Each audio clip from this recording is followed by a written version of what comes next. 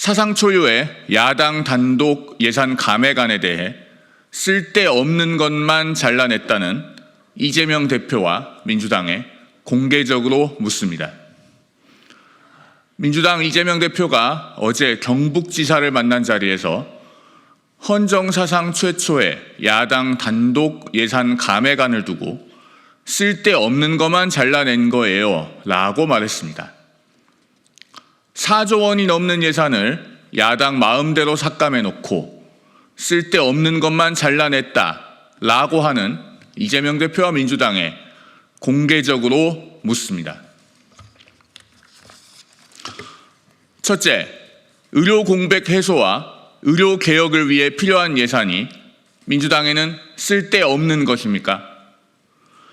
야당이 단독으로 처리한 감액 예산안에는 전공의 지원 사업 예산이 무려 1,000억 원 가까이 삭감됐습니다. 우리 국민의 생명과 건강을 가장 소중히 여기는 공당이라면 의료 현안의 조속한 해결과 안정적인 의료 개혁을 위해 꼭 필요한 예산을 함부로 삭감할 리 없습니다. 둘째, 민주당은 대한민국 앞바다에서 석유가 나면 안 됩니까?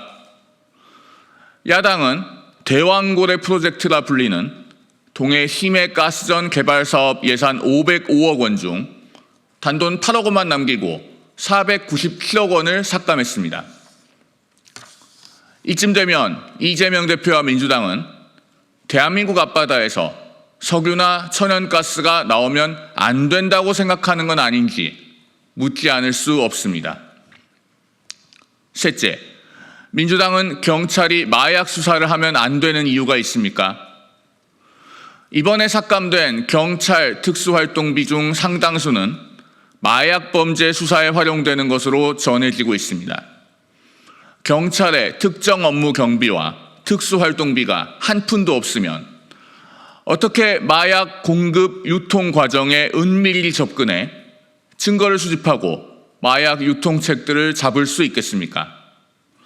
혹 민주당에는 마약 사범을 잡으면 안 되는 이유라도 있는 것인지 묻지 않을 수 없습니다. 넷째, 민주당이 아무리 힘자랑하고 싶어도 그렇지 대학생의 꿈과 어려운 환경에 있는 아이들의 저금통까지 흔들어서야 되겠습니까? 민주당은 대학생 근로장학금 예산도 83억 원을 그리고 취약계층 아동 자산형성 지원 예산마저 21억 원을 깎았습니다.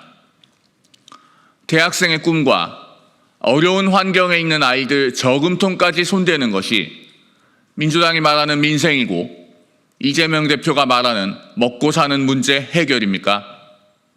정치가 아무리 비정해도 아이들과 젊은이들을 희생시켜서는 안 됩니다. 쓸데없는 것만 잘라냈다는 이재명 대표에게 다시 묻습니다. 국민의 생명과 건강, 석유 탐사를 위한 도전, 마약 잡는 사회 안전, 그리고 대학생의 꿈과 아이들의 저금통이 쓸데없는 것입니까?